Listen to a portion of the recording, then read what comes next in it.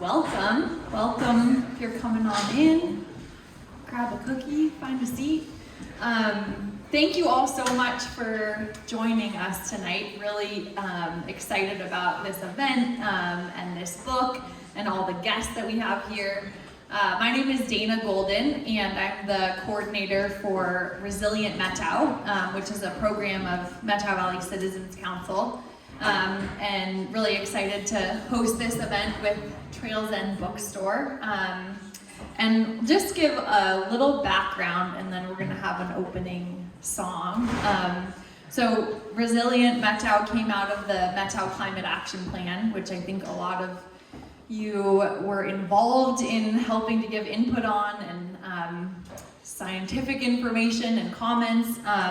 And it's really, the Climate Action Plan was about the community coming together and saying, how do we want to respond to climate change together? So both resiliency of like how we respond to these disasters and climate impacts, and then also mitigation, how do we reduce emissions and be an example of a rural community that's really leading on like moving beyond fossil fuels.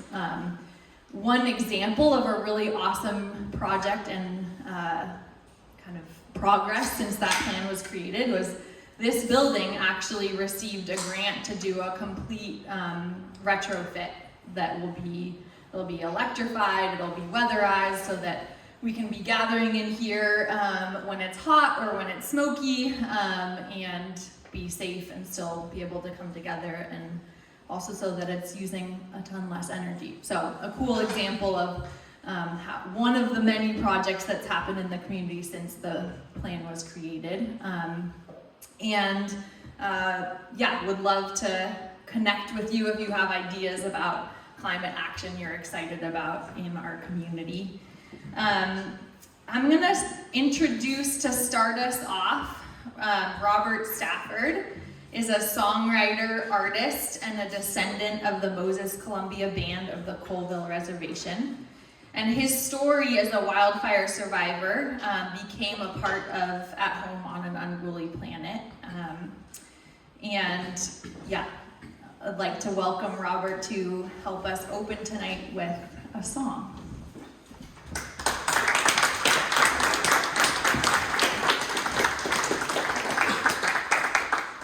It's going to take a while. I want to connect you to these ancestral lands since time immemorial. I'm very grateful to be asked by the author to come here. It's been a journey from when I lost my home in 2015, and I'm honored to be here. And I want to say a few words in the language, and I have a whole jukebox of songs, because usually I have 7 to 10 singers with us, and tonight it's just me, and I feel good about that. Tomorrow night it'll be me and 7 others at the back with 550 people for a graduation. But I want to be able to connect with each and every one of you in a good way, and maybe when the song starts you can close your eyes and think about some of the losses we've had and what kind of gratitude we have for life today, because it's an honorable thing to be able to see and to be able to walk and to be able to make it through some of these hardships that we have, funerals and climate change and drought and everything else. And so I just want to connect you to those ancestral lands with a song. And I'm thinking there's one called the Swan Song that would be a little emotional, and there's one called Song from the North, and there's one called White Mountain. Does anyone want to pick one of those, or you just want me to go ahead with it? How about you? Song from the North. All right. I think I might have to have you stand on this one. Only because you chose that one. And it runs for 17 minutes. Yo!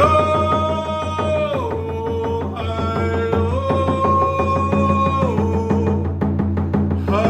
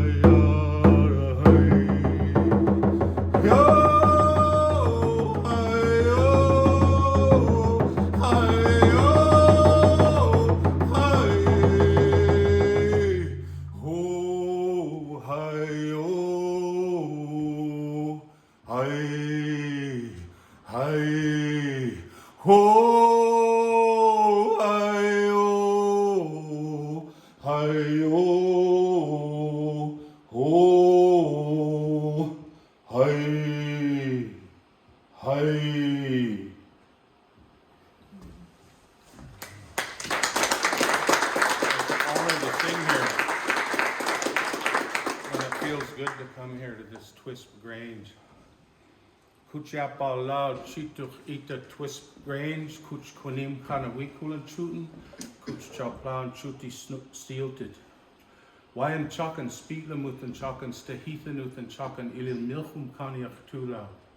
Kuchan scaluch chanim kuscaluch I chouted, cha I squeezed pechi kawapa. Chiap icha ited quamkum that school kulan chutin. That last part is beautiful is your work, Creator. Thank you.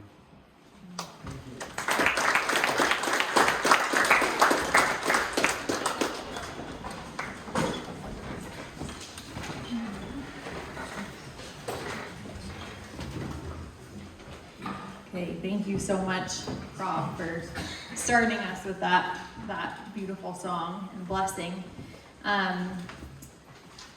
So we are going to hear from Madeline about her book, At Home on an Unruly Planet. And I love this quote that Madeline shared. So many stories about disaster close the curtain before you see what happens afterward. It seemed especially important to me to understand what helps people recover. So this book, An Unruly Planet, asks us to consider what it means to make, protect, and rebuild a home in an era of climate, wildfire, and uncertainty. I'm gonna welcome up Madeline and Sarah Gilman. They're gonna talk for a bit about the book, and then they will welcome up these four amazing speakers that are here tonight and are featured in the book. So really excited to see the book come to life. And then after that, we'll have room for questions.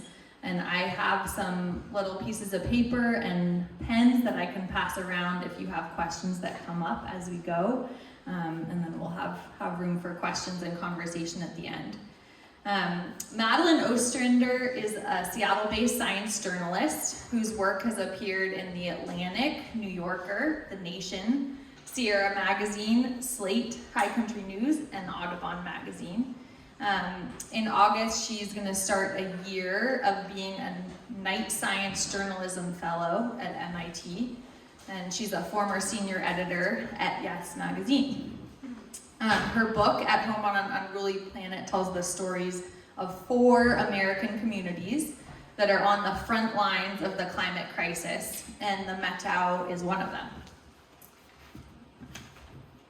And Sarah Gilman, probably a lot of you know, she gave me a shorter intro, is a Metau-based artist, writer, and editor. She made the beautiful cover of the book. Hopefully she can tell us a little bit about that art, and she's also going to be sharing and selling her prints along with the book at the end of the event. So please help me welcome Sarah and Madeline.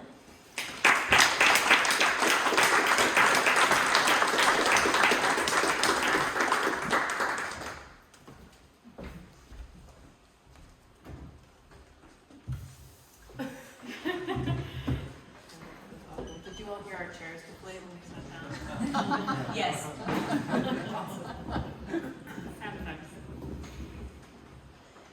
How's the sound?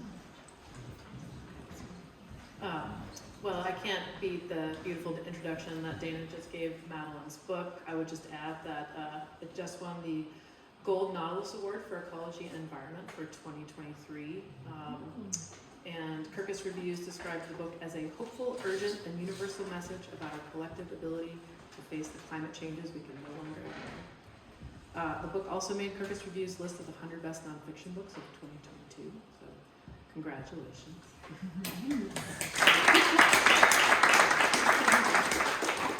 I just want to say that I feel really honored and just, it's so special to be here with folks who are part of the book, part of this journey, and shared their stories with me, and with Sarah, who's did this beautiful cover, and with all of you. There's so much incredible knowledge in this community, and so I'm really happy that we were able to do this event, and I'm really appreciative of Resilient Meta for being able to host us. So, yeah.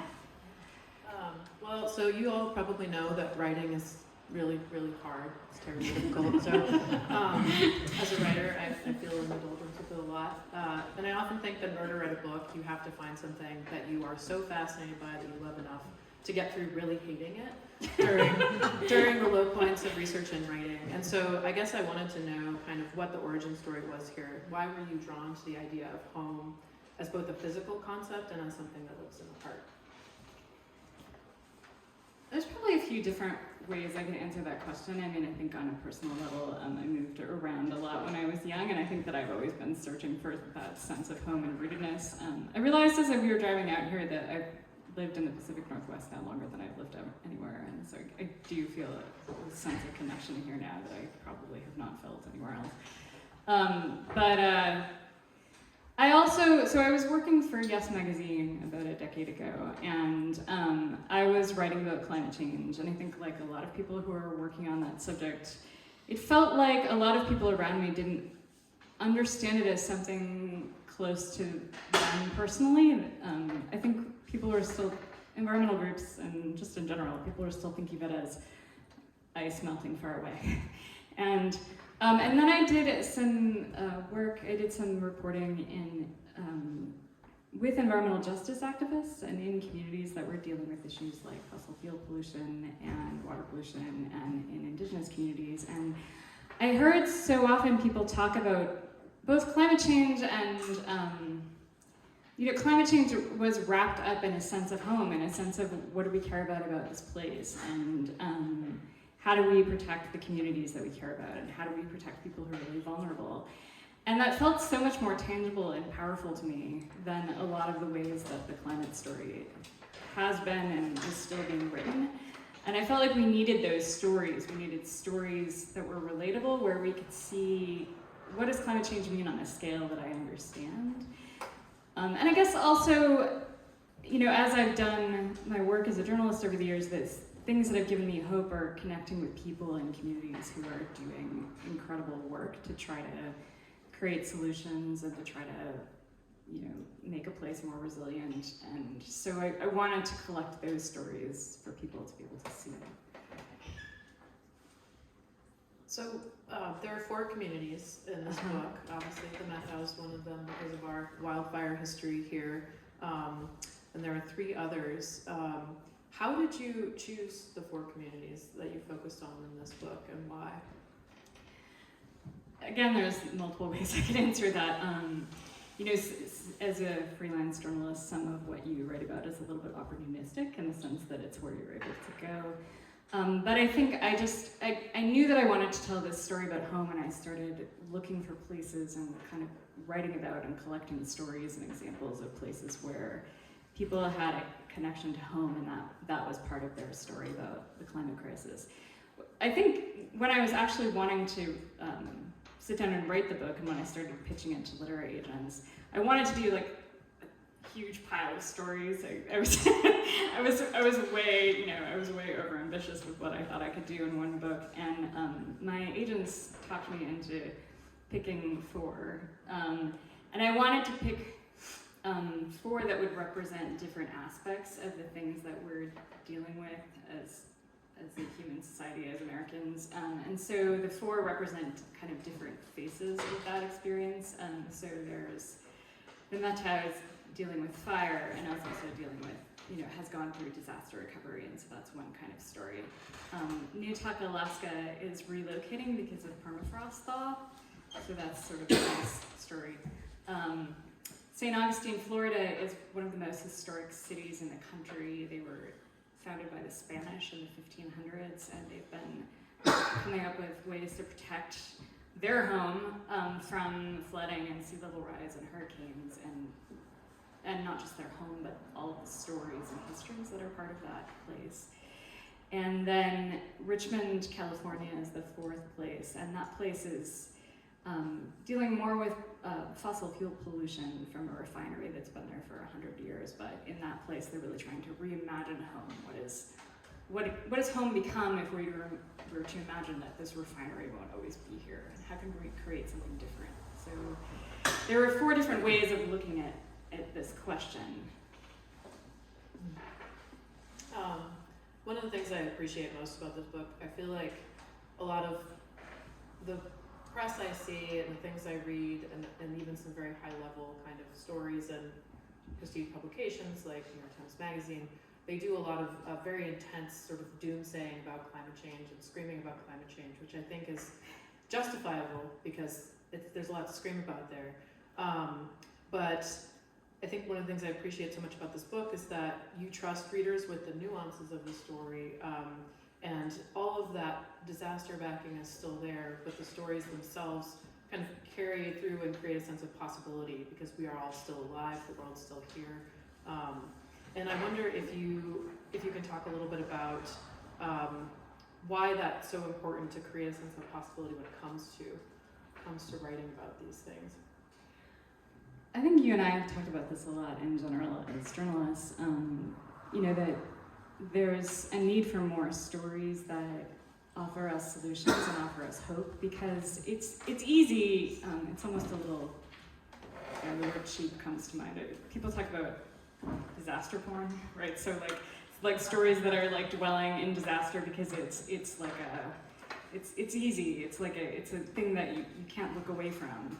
But then the quote that Dana read, what's the story after that, I think is a story that we need to hear more about.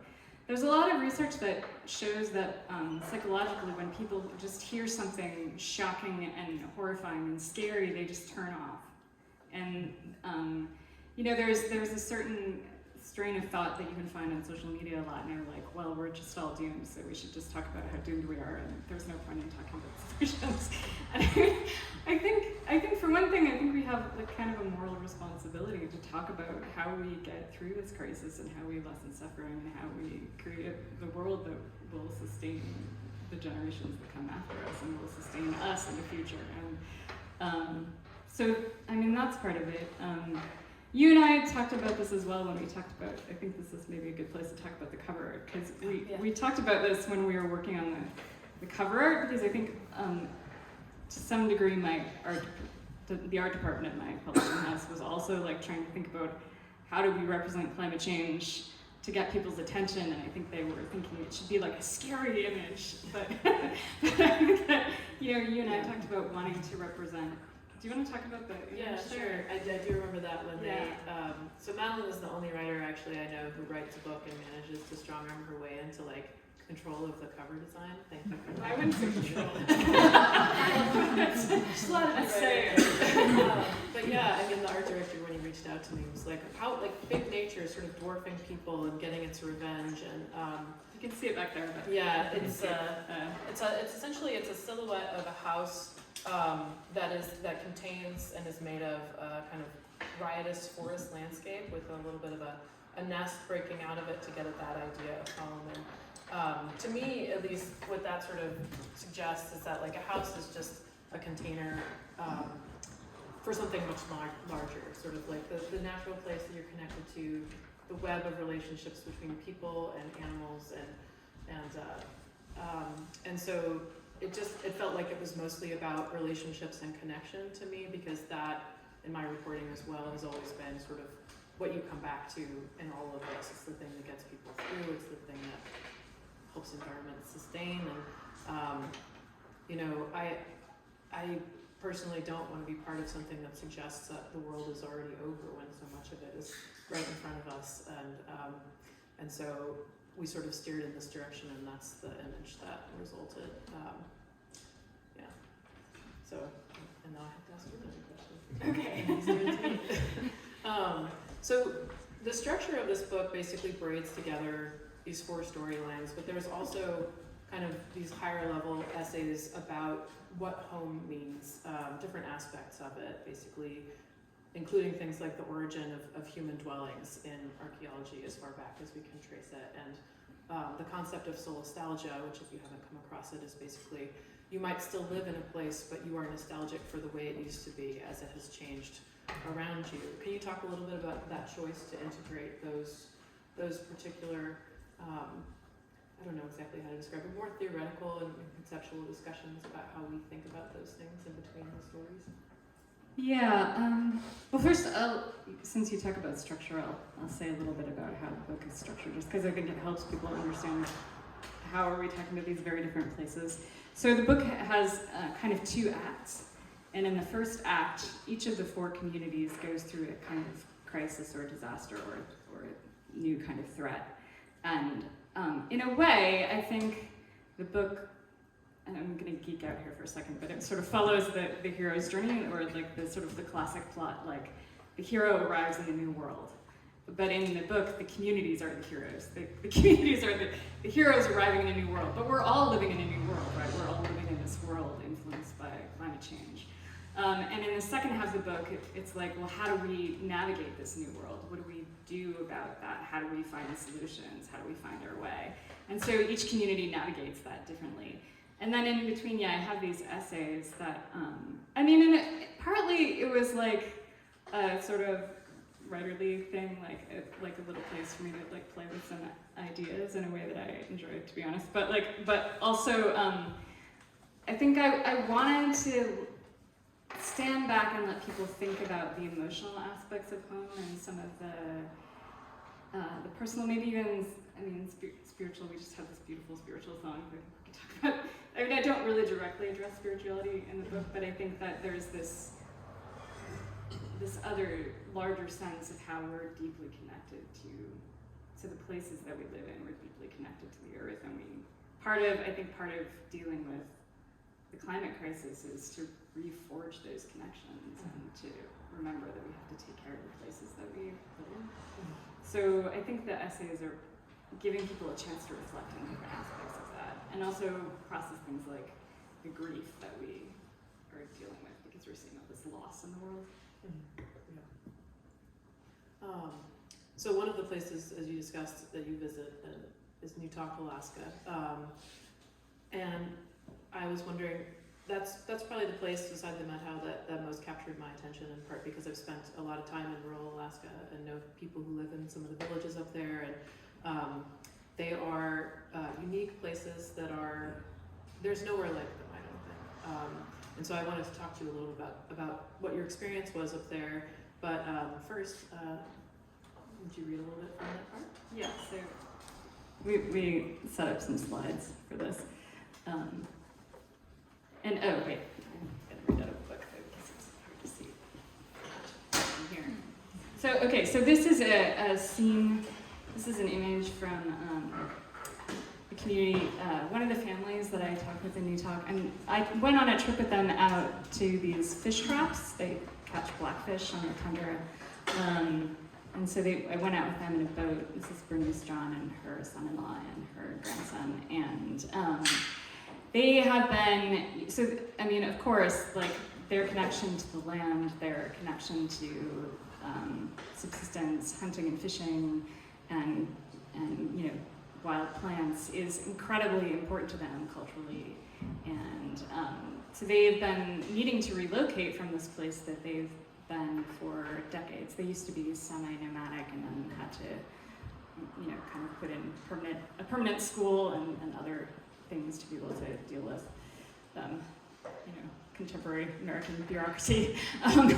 But they're having to relocate across the river to a new place. And I wrote about, in a lot of ways, I think they're one of the premier examples, or maybe like possibly the most successful example in North America of a relocation, even though they're only halfway done and it's been kind of messy. But it's incredibly big undertaking to try to move an entire community, even a small one. So I'll have kind of a abbreviated few paragraphs. David, do you wanna? Yeah. So here's a couple, and I'll give you a little a little explanation of what's going on here. So in the first spot here, I'm explaining who one of the people in the community is, and also giving you the place as, almost like the place is a character.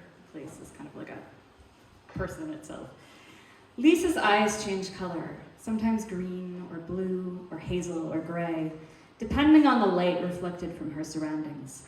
A quiet person by nature, with a seeming tendency to contemplate each word before it passes her lips, she sometimes describes herself as stubborn, although that could mean resolute, depending on the context.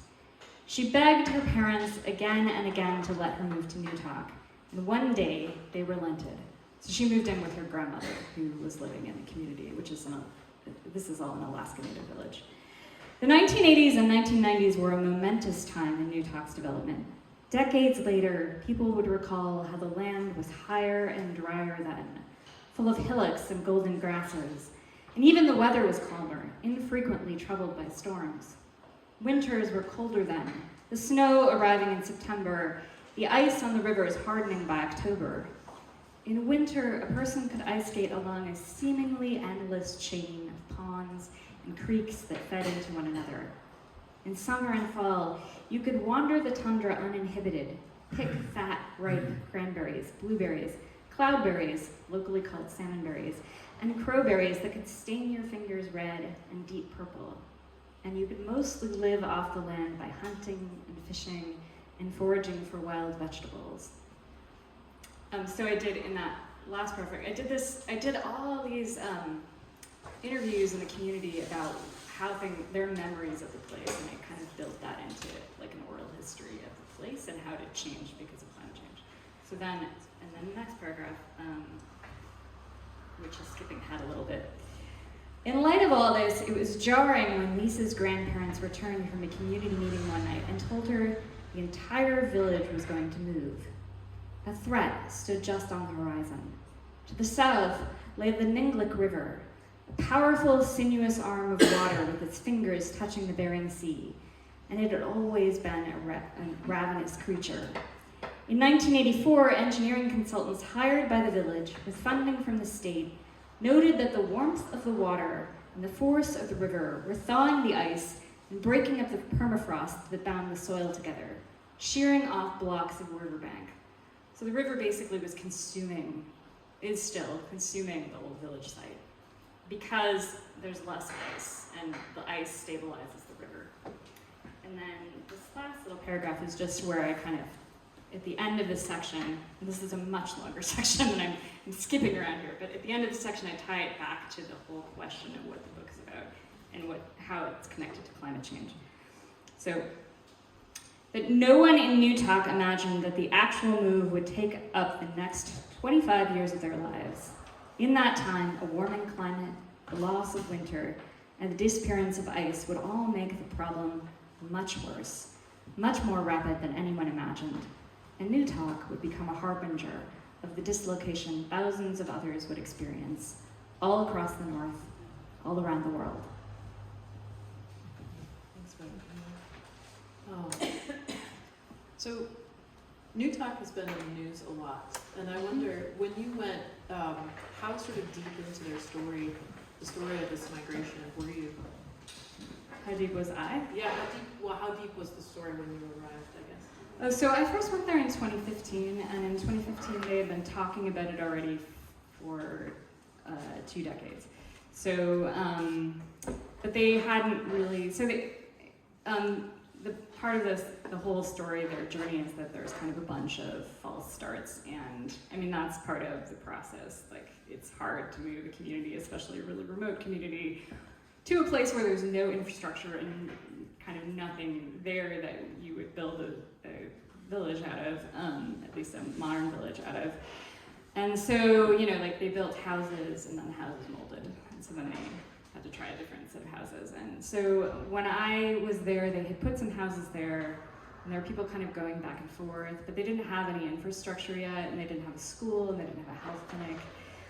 But they needed to kind of establish that the place existed in order to get funding. It was all very complicated and bureaucratic. So that's kind of where they were. And they were antsy, as you might imagine, and people were frustrated that it was taking so long.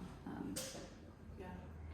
And then when I went back in 2019, actually, that was when the first move happened. So when I was there, they had made amazing progress in just these couple of seasons. They were putting up electrical wiring, they had a power plant, and they had a health clinic, and they had a bunch of houses put up. And so the first families were actually moving over there permanently. It was very exciting to see.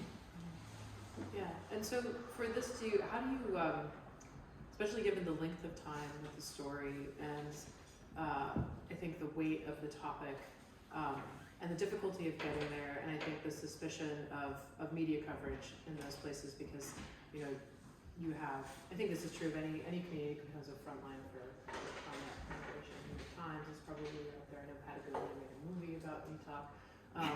How do you navigate that, and how do you build trust in the situation to sort of tell the story in a deep, rich way that the people there feel does justice to what they're doing I mean, I think it's not so different from how we approach any community. It's just more, I guess. So I would say that a lot of patience. So I really had to kind of be there on other people's time frame, hang around, talk to people when they wanted to talk to me, really listen deeply. Not try to impose my own narrative as an outsider onto their story.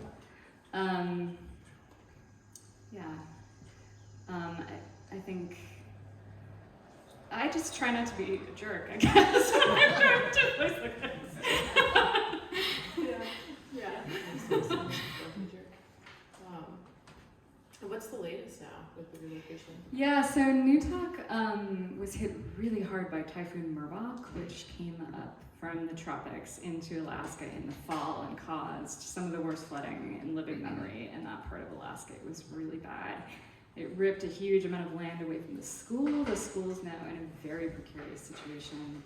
About half of the Newtok community has moved over to the new village, and so they're pretty well settled over there. But the other half has just been dealing with all of these stressors and mold and just complications from not being able to move right away.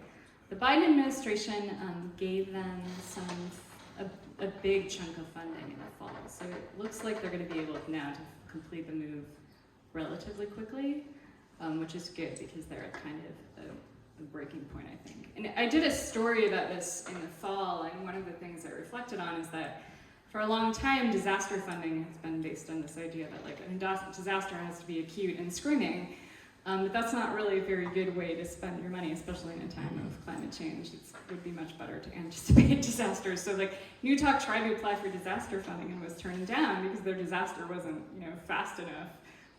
And now they're able to qualify for some of that. But I think FEMA is changing some of their approach, and Carlene probably knows more about this than I do, but it's a shift in how we think about what a disaster is, I think.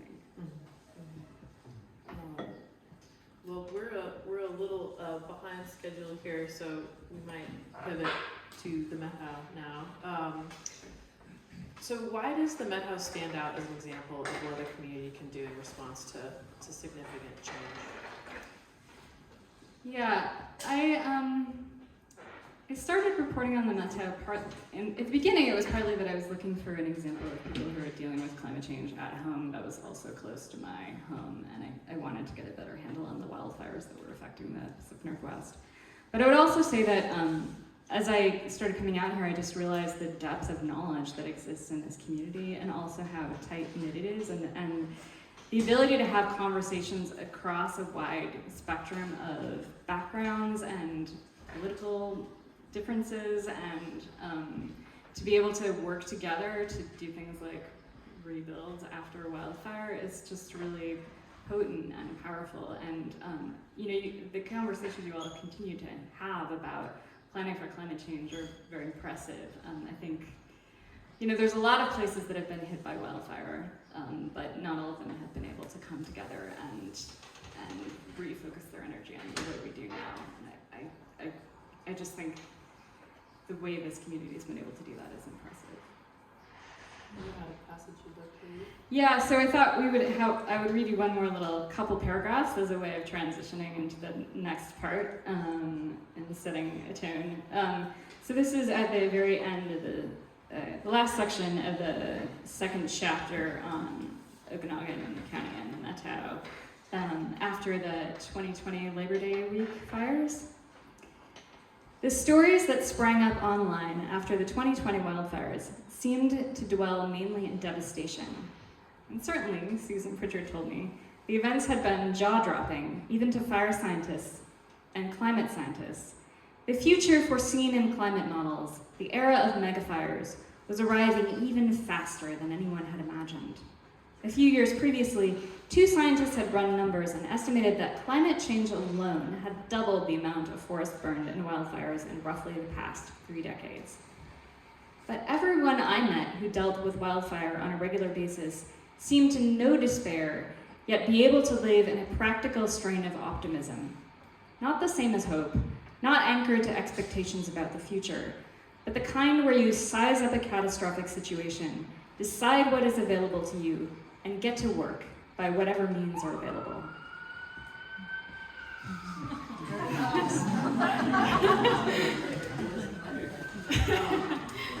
So we'd like to call up our guest panelists now. I don't know if you guys want to come up here, or I'll just introduce you and then you can come up. But we have here tonight Carleen Anders, who is former mayor of Pateros, Washington. She's been the executive director of the Okanagan County Long-Term Recovery Group for the past 8.5 years. She was overseeing the recovery efforts from the FEMA-declared wildfire disasters of 2014, 2015, and 2020. Susan Pritchard is a fire ecologist who has worked as a research scientist for the past 20 years at the University of Washington School for Environmental and Forest Sciences. Dale Swedberg is a retired Washington Department of Fish and Wildlife manager and co-founder of the Washington Prescribed Fire Council. And Robert Stapp, you already gave us a beautiful song. If you all want to come to the stage now, we'll squish in and you can pull your chairs in as well.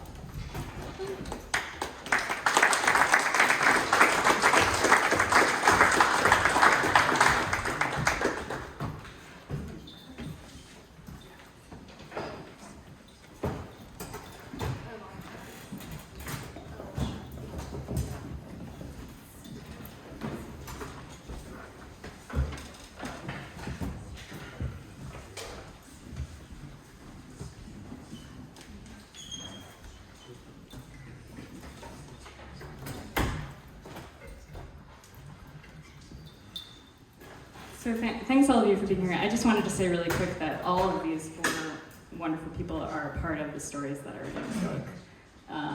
Carleen and I had many conversations about disaster recovery and Pateros. Susan and I had a lot of conversations about forest ecology and drove up to Loop Loop Pass and talked about wildfires. And Dale and I also had lots of conversations about prescribed fire and about his experience as a land manager. And Rob was generous enough to share his story about going through the Templog fires and the personal resilience he found after that experience. So I'm really happy to have all of them here today, and all of this wisdom on one stage. It's fantastic. So, yeah. So I guess maybe just to start, can you each say a little bit about your relationship to the place that we live in the Metau Valley, beyond just your title? And Dale, why don't we start with you since you're on the far right? Well, actually, my experience in 2014 was in the Metau, dealing with the wildfire in the Metau Wildlife Area.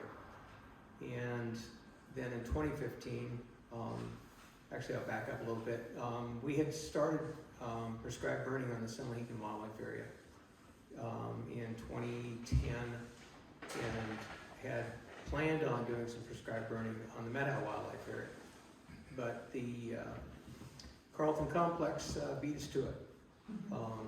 And fortunately, we were able to get some burning done on the Sunlihican Wildlife Area, and it really stopped the Okanagan complex when it came into the wildlife area. So, yeah, I've been doing quite a bit of reading and research prior to my becoming a big advocate for prescribed burning. And one thing that led me to really look at prescribed burning as a tool and come to the realization that we are fire dependent here in north central Washington is the fact that the natives here for thousands of years used fire on the landscape, shaping the landscape into a place that they could live and exist. And they realized that they depended on fire. And we need to come to that realization that we depend on fire to exist, continue to exist in this environment. And your question again. Oh, What's yeah, your- can you just say a little bit about your relationship to this place we call our home, beyond just the... Yeah, so I grew up in the Medhow Valley. I was in Black Canyon and McFarland Creek, and so I spent a lot of time up here as ski school director at the Loop. I learned to ski at the Loop, and then of course ended up in wildfire with the Department of Natural Resources, and then lived up here, lived up in Winthrop when I was smoke jumping out of NCSB, and so I've known this valley and driven these roads with Forest Service and so on for years, and absolutely love this valley. I'm down in Pateros. That's where I graduated from high school, and my family moved here in 1974 officially in Black Canyon. But as a 4-year-old, I lived at McFarland Creek in a cabin there. So my grandparents owned land there, and so there's a lot of history in land and people and generations. And so with this situation, to watch people's lives, to watch people's, it's gonna be hard for me to talk. 9 years later, it's crazy. To watch them change throughout this process in the Medhow, and to see them come together, it's an incredible thing. And it's been just a blessing in disguise. Amen.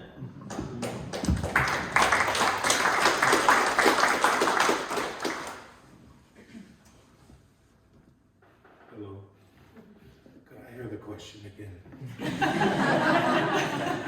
Can you tell us a little bit more about your connection to the Medhow and Well, beyond? or to more broadly to this place, Yeah, yeah. this area that you live in. Yeah, I have immediate family that are Methow and first cousins and everything, and I'm familiar with all of the bands. And my mother is Moses Columbia, but most of my life I've lived in Omak. The only time I've ever moved from Omak was when I went to Eastern Washington University for 7 years, and my entire life I've lived in Omak, on the Colville Reservation, or the Spokane Reservation, which I'm connected to as well, with a lot of family there. And it's an enriched cultural area, and the fires that took place was a amazing grieving process for me. And the help I got was from long term. It was unbridled, and it was a new beginning. My son was with his mother in Olympia, and he was just little, and I have 5 sons and 4 daughters, and he had to come home, and we had to figure out a way to show him that everything was gone. And I had gone to several elders to find out how to approach that problem. And he was a little guy, now he's 17. He drew dragons and he was in the waterfall immersion, learning the Insochi language. And I was told to drive up Haley Creek when he got back and show him each place and not say anything.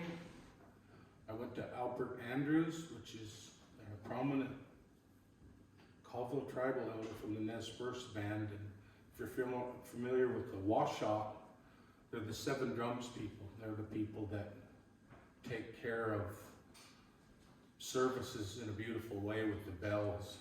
And they're known as the Seven Drums. And I went to Albert and he told me exactly how to do it. And so we got up by Silver Crow's place and showed him all the structures. I think there was 13 different places that were gone. And when we come over the hill to our place, everything gone. And he looked at it. So we went down there and we brought the drum and we sang the Bigfoot song that we had gotten from one of the tribal people that brought it back from California. It's a very heavy song. It'll touch you deeply, you know. And I'll never forget the look on his face. And so that was a renewal. And coming in here now, it brings that back because I was diagnosed with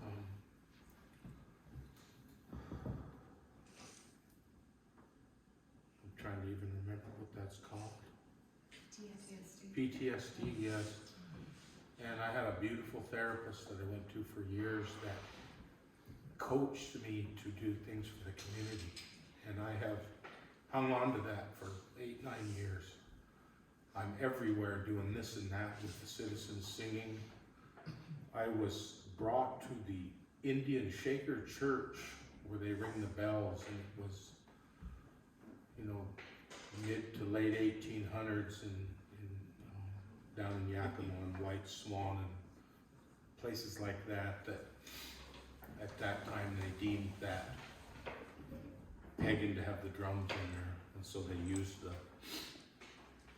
they start using the bells. And if you've ever been into a Shaker church, they set out 6 chairs in there and they have elder women in there that'll pull demons off of you. It's almost like an exorcism. And we were with some of the people like Silver Crow and Dr. Seuss from Haley Creek. He's a naturopathic doctor. And they sometimes will touch you when the bells and the candles are going, and they said they could smell the smoke on us.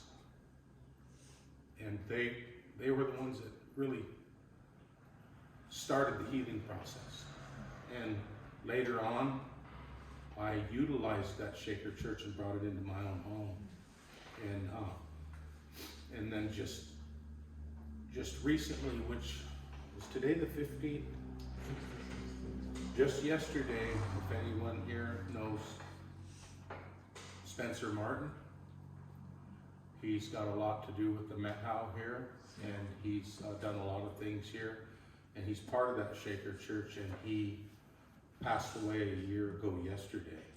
And then a few months later, Terry Charlie was the bishop. And so you still got Marianne and a lot of them. And last week I was gonna go to another one, and that healing process came back to me.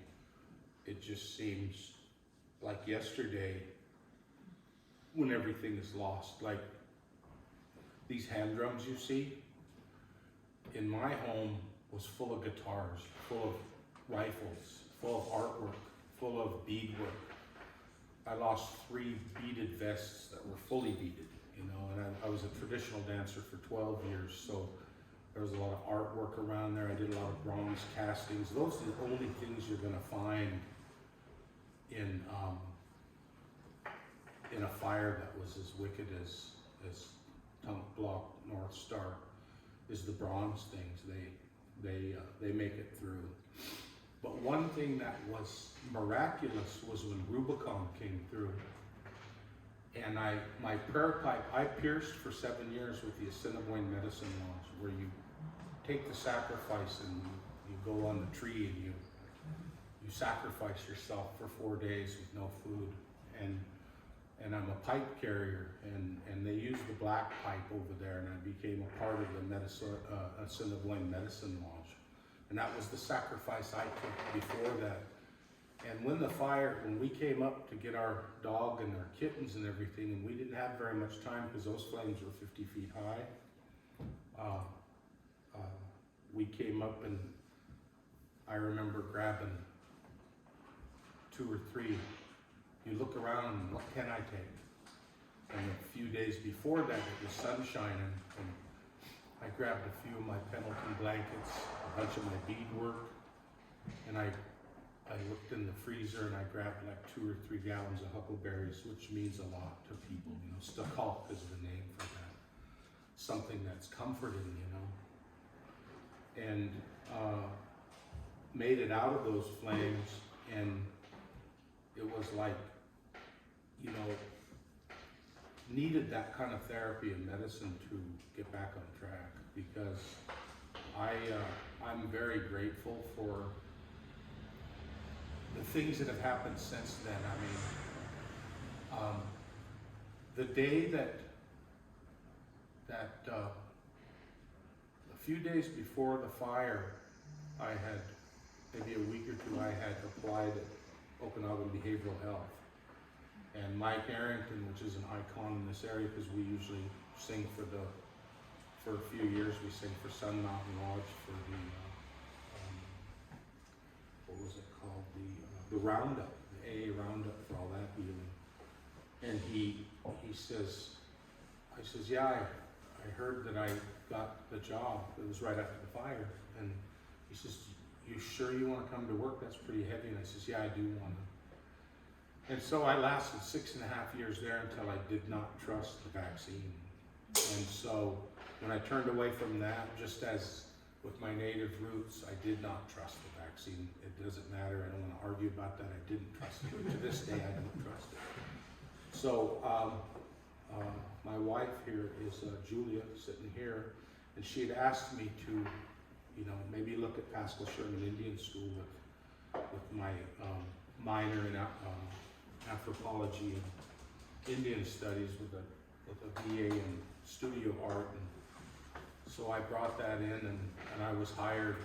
It was a long process, but I was hired January 21st, and yesterday was when all the kids drove off in the bus, and we had our ritual of waving at them. It was a real emotional thing. It was like, you can cry for that one too, because you're connected to these kids. It was like, you know, I'm talking about gratitude here, sacrifice. And so when I first went there, they put me in the 8th grade, which was the worst crew they had. You know, I mean, anyone in this room, it would be a battle for you to take these ones on. They're behaviorally challenged, you know. And they got to liking me. And so I says, I can do 2 days a week. And within a month, he said, can you do 3? Can you do 4? Can you do 5 days a week? So I took on that 8th grade until yesterday.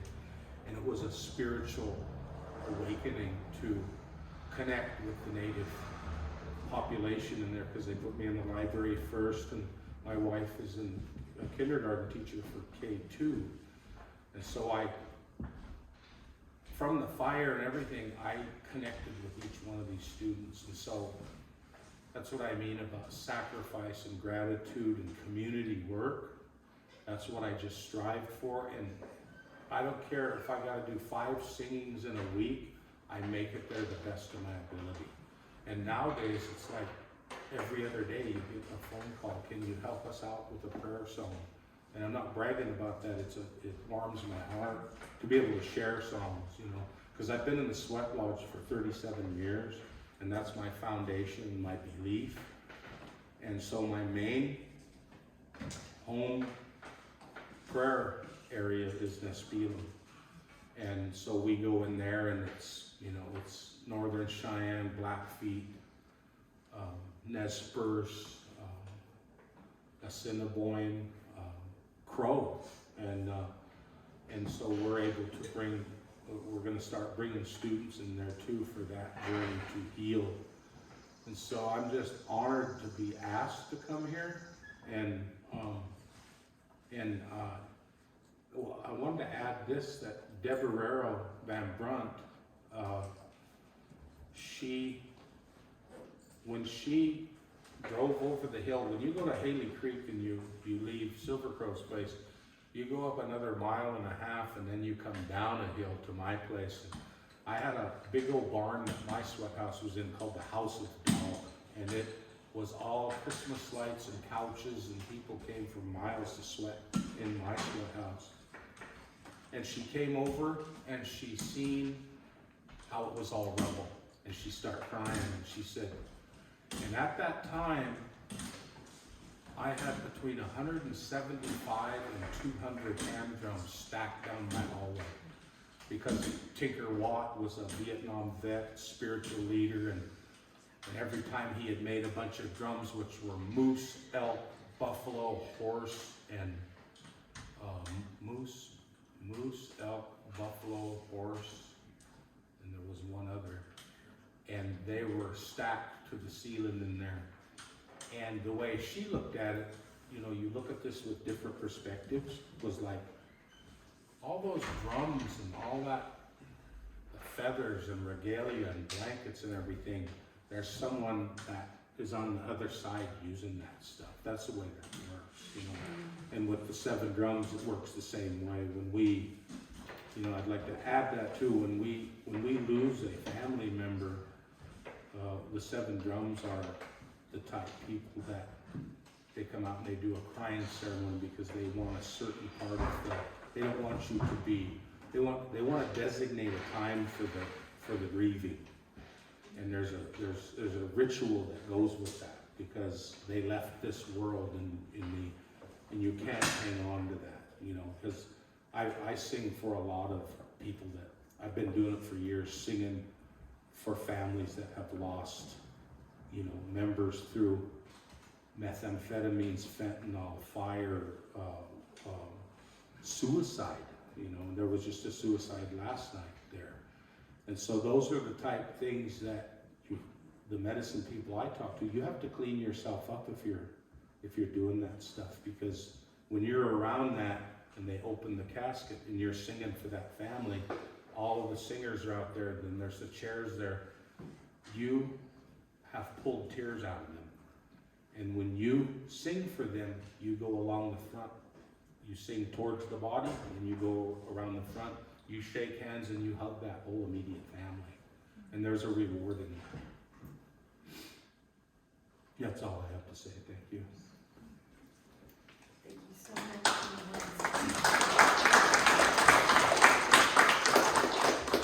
just want to say, I feel so sorry you lost your home, and so much of your history in that home. So I hold you in my heart. My name is Susan Pritchard, and I do need a reminder of the question. The original question was basically describe your relationship with your home here. But I think if you want to talk about your relationship to the story and the book, to the fire, and I think that would be awesome, because that's where it's going. Excellent. So I just gave a talk with the Southwest Ecological Restoration Institute. It was called a Cross Boundary Workshop. Within that talk, I was talking about how I moved to the Valley back in 2004, so I will always feel like a newcomer, as many of us do. And in the talk, we were sharing stories within this conference about restoring not only ecosystems and resilience to wildfires, which is what I studied, but also recognizing that lands have been taken by indigenous people, and that many of us are settlers. So when I first moved to the Valley, I was thrilled to be here, and my wife and I already had a kid, and we were excited to be in this landscape. But I did feel a little ridiculous studying fire ecology, because all around me were fire-maintained, beautiful ponderosa pine with fire scars and charring. And I recognize that the people that are here and have been here for millennia know so much more about fire.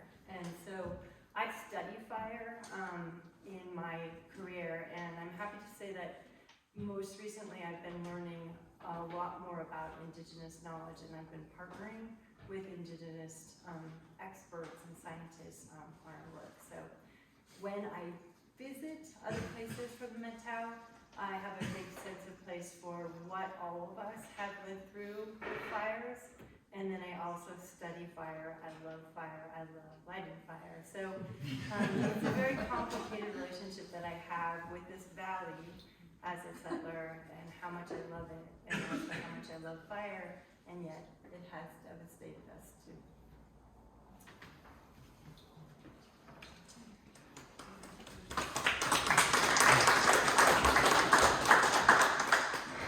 So there's a couple quotes that I pulled out from the book that I thought might be interesting to just talk about. And one is something that Susan said that I really loved, and I thought it was also fascinating. She said to me, I came out of the other side of these fires meaning the Carlton complex primarily, still feeling like one of the primary answers for our community is to embrace fire, not try to put a wall up and avoid all fires in the future. And the second quote is from Robin Wall Kimmerer, who some of you might have read her book, Braiding Sweetgrass, and Frank Kanahua Lake. They wrote in a paper, the Indigenous worldview emphasizes the dual nature, creative and destructive, of all forces. Fire can be a force for good as it warms homes and stimulates grasses, but it can also be immensely destructive. The role of humans is not to control nature, but to maintain a balance between these opposing forces. So I wondered what thoughts that brings up for you, and maybe I'll start with you, Susan, since I started with your quote. So I've been thinking about this a lot. I was asked to work on a national project to inform climate adaptation strategies for all forests in North America. It was not a small question at all. But the way that our team decided to take this on was to braid sweetgrass together.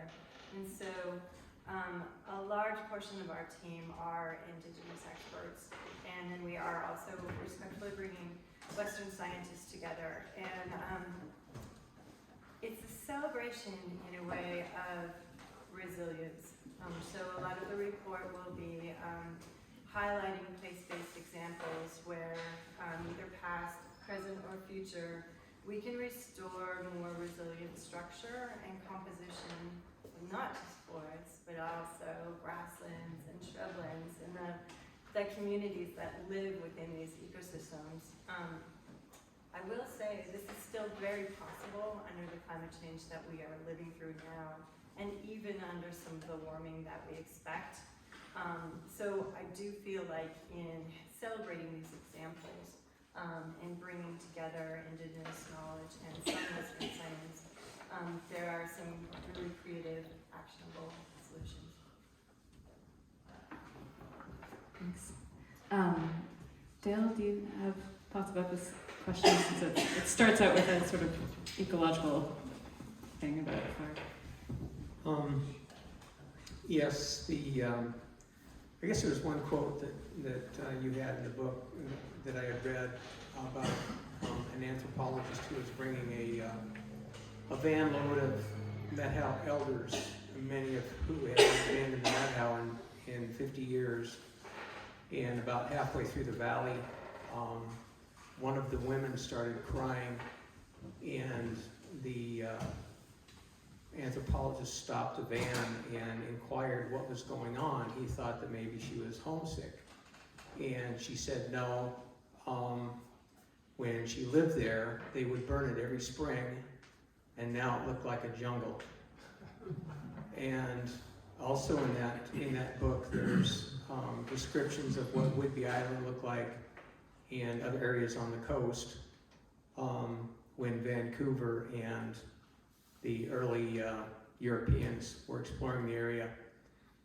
And I took heart in looking back to see what it could look like today and tomorrow. And again, we need to use more fire in order to continue to exist in this environment.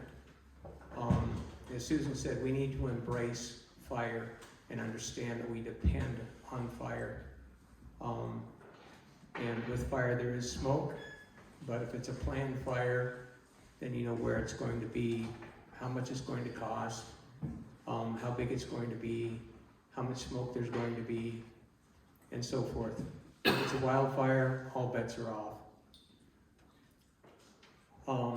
So I think that there's, in the last, I'm going to say 5 years, there's been a tremendous amount of research in the science community involving indigenous cultural burning.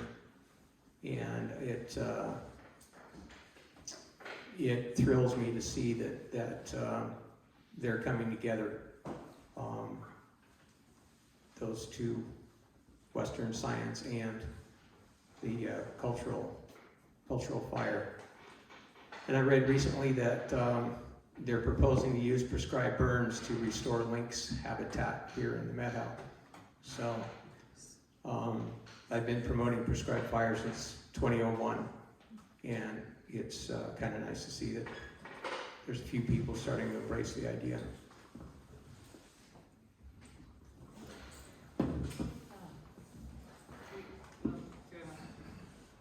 Carlene or Rob, do you have any thoughts about this idea of fire being both?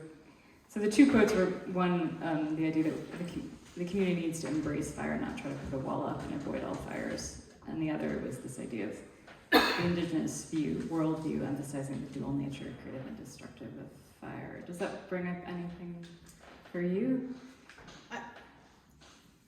From your perspective as a disaster I'm a pretty manager? practical kind of person, and what I've seen from when I started in 1984 till now, I mean, you can't even fight fire in certain spots, literally, because you can't get chainsaws in, you can't even walk through and take care and try and do a trail, a containment fire trail, and so things have definitely changed. I mean, you look at the weeds that have come up after these fires. I mean, we have to control some things in our lives, and we have to do it in a way that's going to protect people, but also protect the nature of it as well. These stands that were thinned out and used fire-adapted community practices, 30 feet up, away from your home. We saw a lot of those places survive. Not all of them, even when they did the work. But if everyone from every home, every community, every state, every nation has to do better at protecting what's there, because it's 3 to 4 years later. I sat across from someone today, from clients today, in tears at 3:30 today from the 2020 wildfires, still needing help. We can't keep doing this without making active stands against what's going to continue and get worse and worse. They're just too big, they're too strong, they're too fast. We can't control things in that way without help from every silo and every facet of our communities.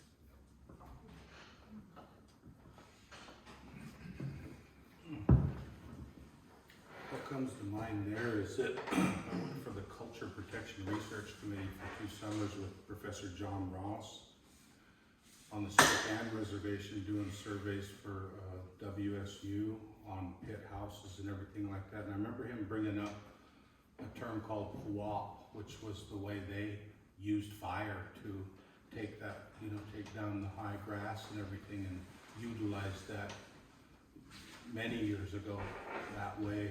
And I, like, since the fire, I've been on level 1 evacuation a few times.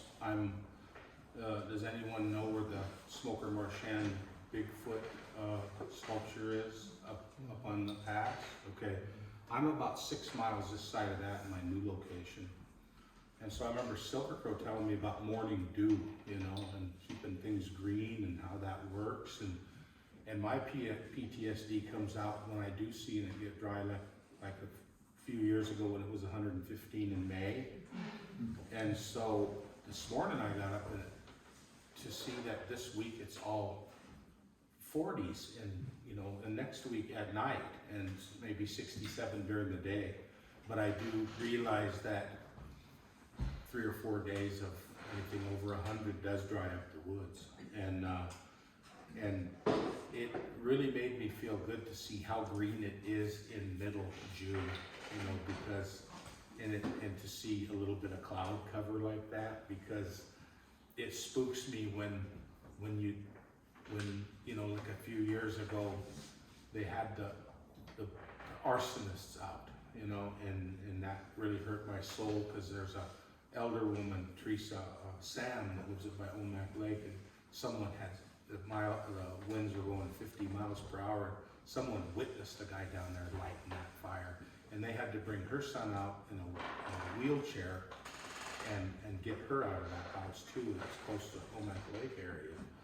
And I thought to myself, it's when we start living in a society where people want to use arson during those times when it's vulnerable like that, it's sad, And so I pray for that moisture, it's a good thing to see that, and I would love to see that in mid-July. Not sure how this year's going to go, but I remember the fires taking California right up to Christmas Day not long ago. So that I'm conscious of this stuff for being through a fire and being a survivor like that. I'm conscious of that stuff, and I like to learn. Like this panel here is teaching me stuff, everything you've told me like that, and I've read a little bit of the David Suzuki stuff.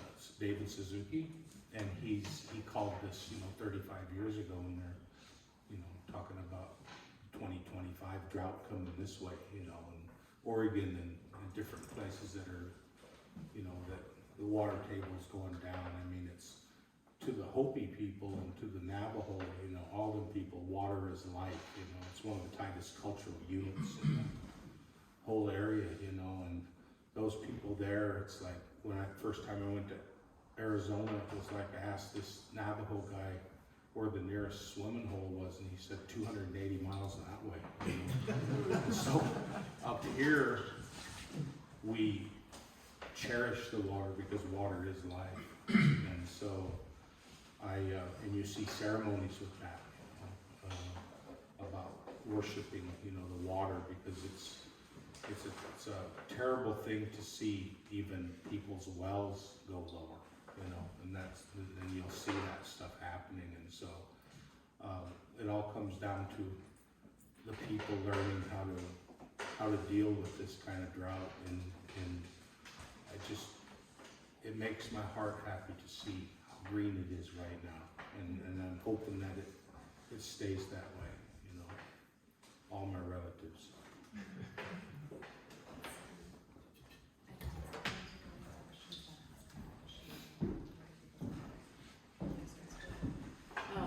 So I think Dana passed out some cards, or is passing out some cards. If y'all have any questions, maybe you could raise your hand and she'll pass you one.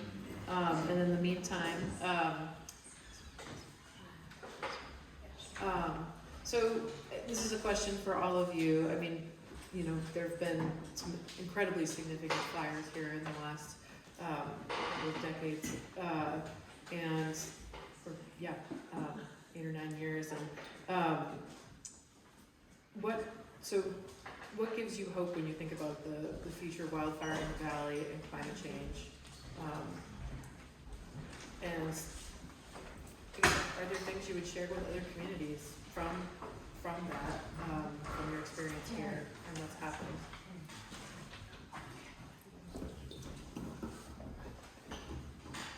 Well, be a broken record like I have been for 22 years, we need more prescribed fire. We need, because it's going to burn, and are we going to burn under controlled conditions? When we know what the temperature is, the fuel moisture, and we have fire lines in, and it's under a condition that we know what's gonna happen 99% of the time. So I think that once we all embrace that concept and begin practicing, that it's going to be much more sustainable environment and reduce the chances of severe wildfires like we've experienced in the last 10 years. So I think we're amazingly smart people, but we like to put on blinders. And we spend a lot of time saying it's not going to happen to me. If it's not in my face, it's not relevant because we only have so much capacity.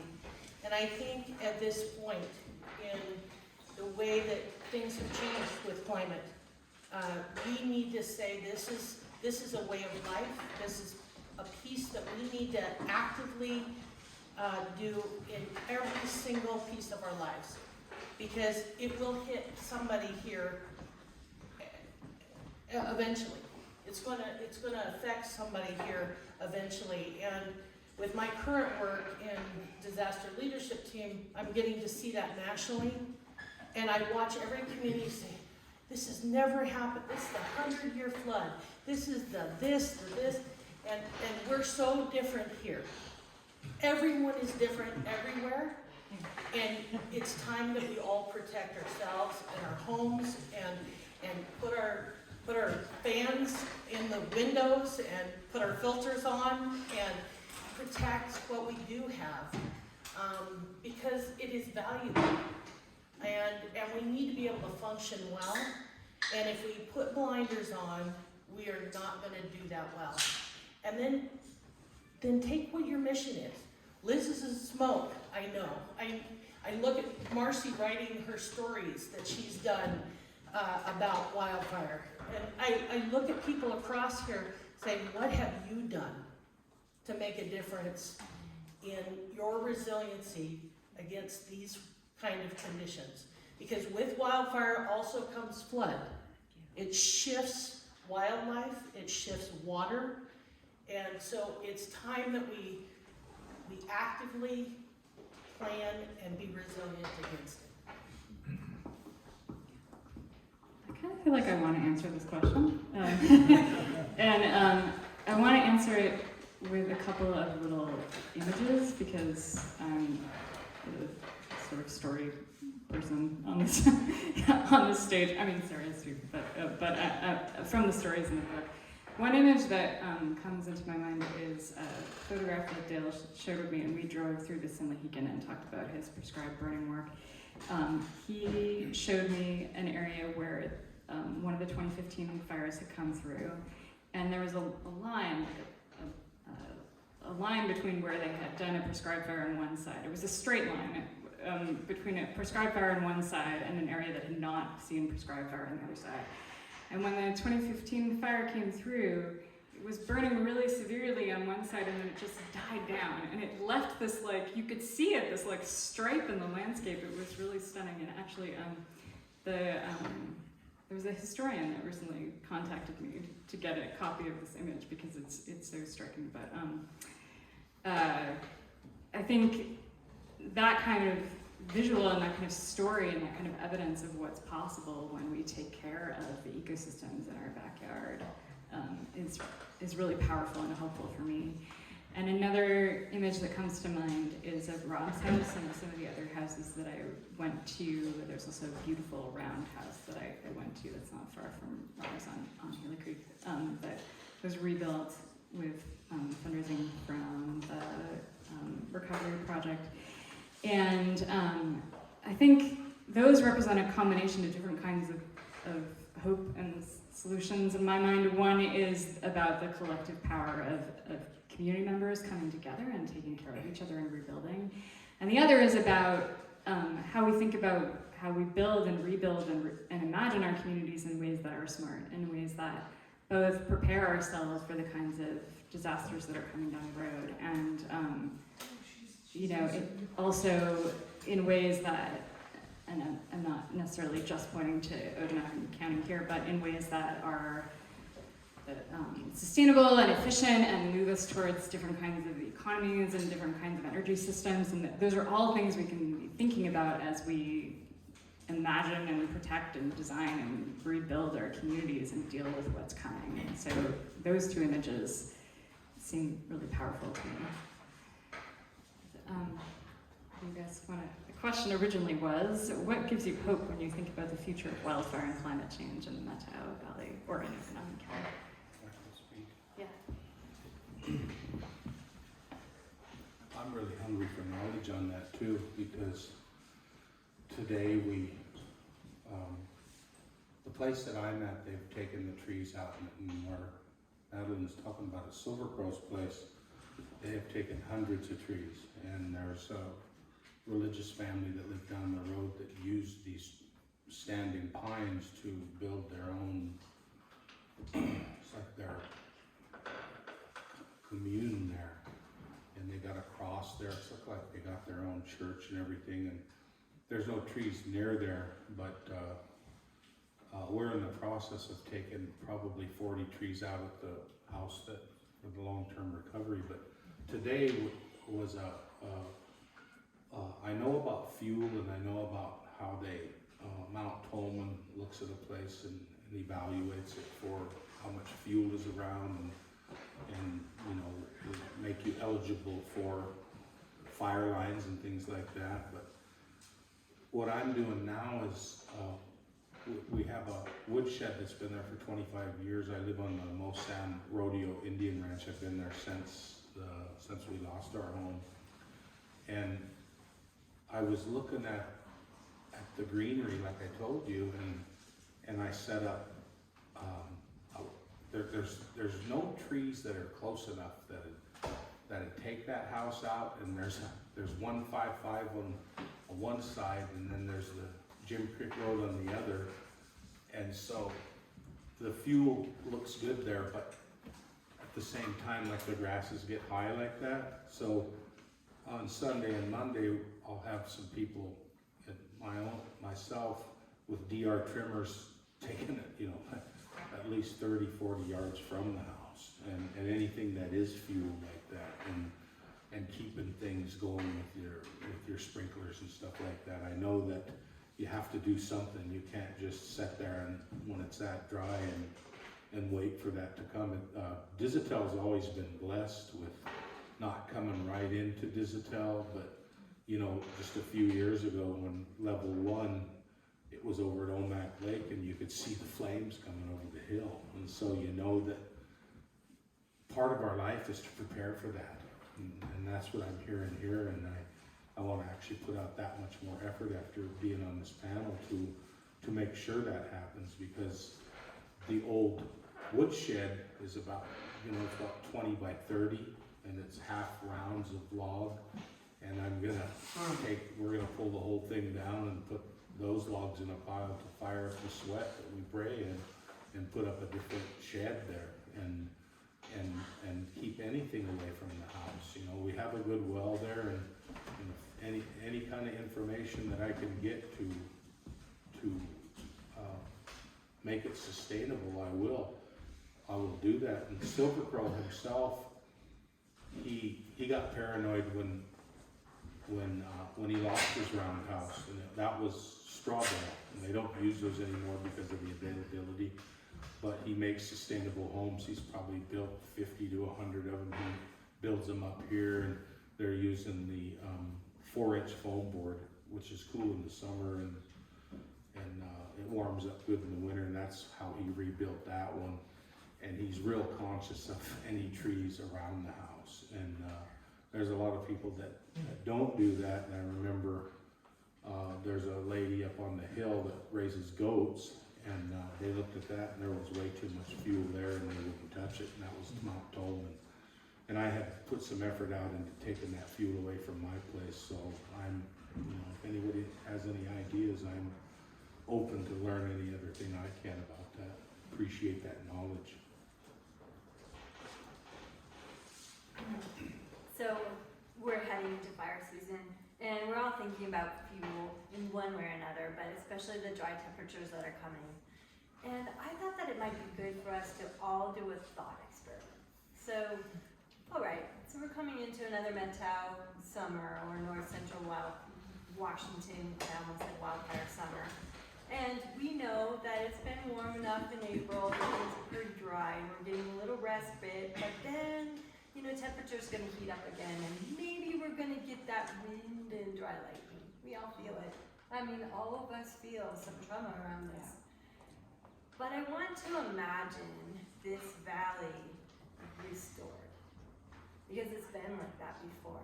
I want to imagine that on the valley floor, there are old growth ponderosa pines that have seen many, many summers before a fire.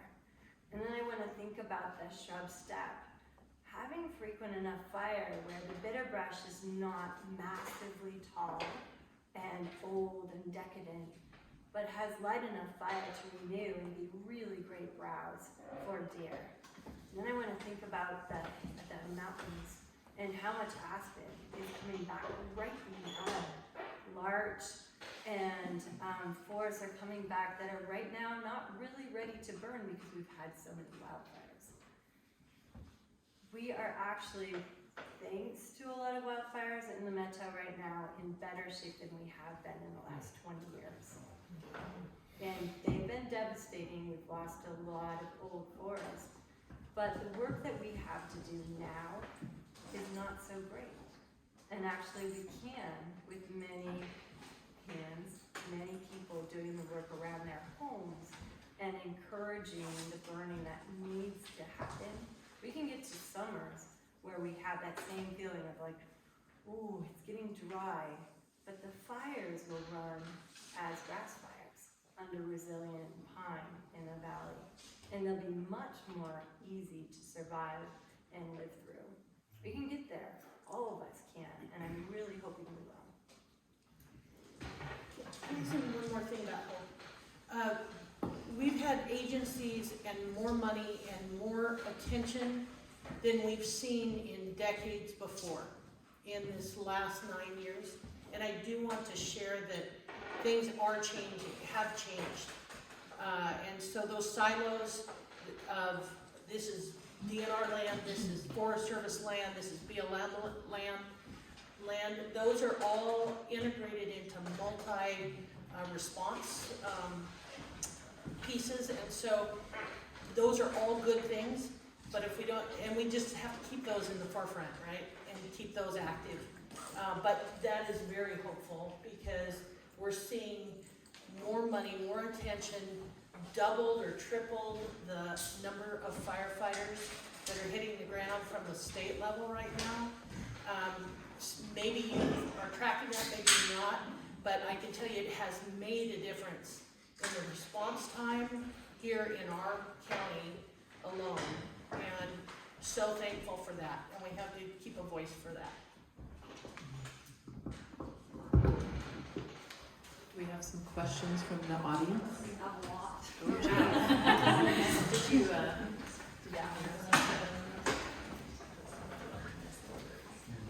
I suspect we may not get through all of these, and if we don't, please don't take it personally. We love you all. We're definitely running a little late, so we don't want to keep you here forever, so we'll get through a couple probably. Also, there will be art sales and book sales at the end, so we would like you to be able to do that too. So the first question on the stack is, how do we use the stories of climate disaster to fuel change at the policy level and hold fossil fuel companies accountable for causing the destruction? Is that a question for me? This is one of these, like, people always give me these really hard questions. since I wrote this book, which makes me understand what my sources feel like when I interview them. Maybe I don't know. Yeah, I mean, I think this is something I've wrestled with for 15 years, really, since I've been writing about climate change. I mean, how do we write these stories? I think this part of why I include the story of Richmond in the book is really to try to speak to this kind of question.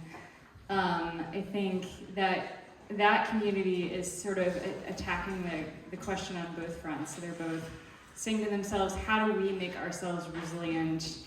And here we're talking about, I mean, resilience has a lot of meanings, but resilient in the face of the fact that we're going to have to go through this big economic change. If we're going to deal with the climate crisis and with emissions, we're going to have to go through a serious economic change, and that means transitions in jobs. It means transitions in, the kinds of things that are bringing revenue into communities, places like Richmond and like the Alaska North Slope and like Louisiana and like Anacortes. Like there's lots of places that are depending on income and jobs and revenue from fossil fuels, and so we need to tell the story and also do the work of planning for how we move beyond those kinds of fuels and those kinds of economies.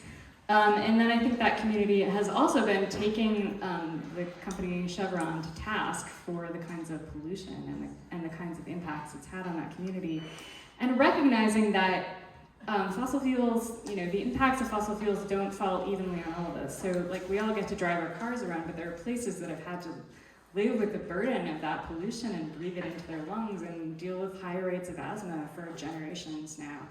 And I think bringing those stories to light and talking about the injustice of that is also part of the kinds of stories that I think carry moral authority and that drive the kind of, honestly, moral outrage that I think we need to make these kinds of changes happen as well. So I think that's part of the answer anyway. There's lots of ways to answer this question. We had a few questions about whether more indigenous burning practices can be brought into Met Howe fire management. And so I guess maybe the way to sort of combine these is, and I don't think we have anybody who's actually with the Forest Service up here, but Susan, I don't know, possibly how actively are there active relationships between the Forest Service and Indigenous groups working on cultural fire? And are there prescription fires now that draw on that knowledge explicitly and involve it?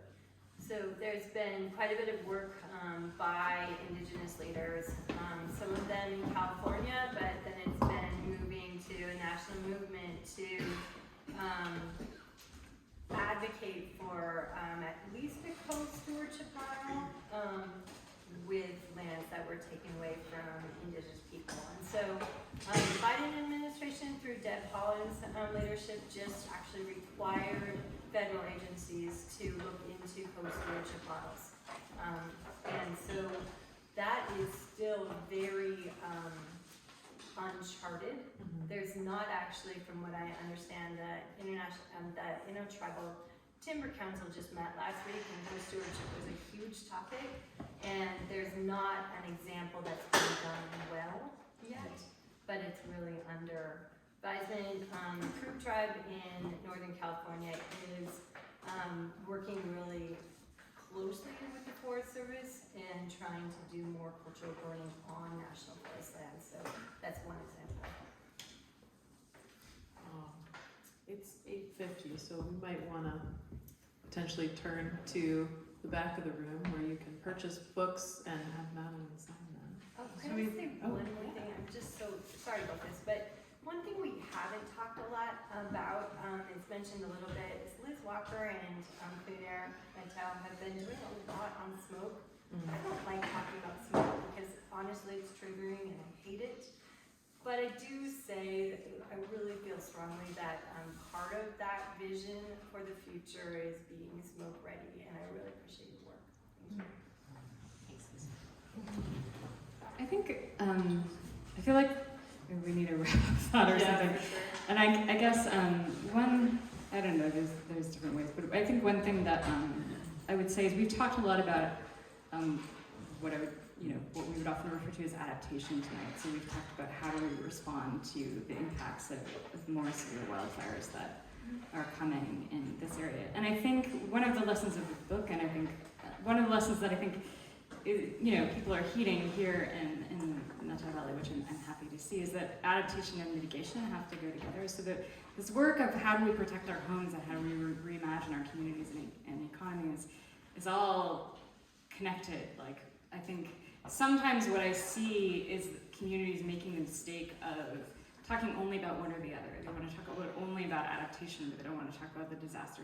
They don't want to talk about how to reduce their emissions. And I think that leaves a community vulnerable in other ways, other economic ways. Or they want to talk only about mitigation and they don't want to talk about adaptation. Of course, if you build a beautiful, sustainable train system that starts to go wrong during a heat wave, or you create some other kind of sustainable solution that isn't ready for disasters, or you just don't protect your community and look at its vulnerability, then that's also not a way to move into this reality that we're living in right now. So I'm happy to see that those conversations happening here in the Methow, and I think that's an important part of the puzzle. And then I guess thanks everyone for being here, and just again really happy that we could have this conversation. Yeah, absolutely. And thanks to all of you for coming and being on stage and sharing your stories and your thoughts.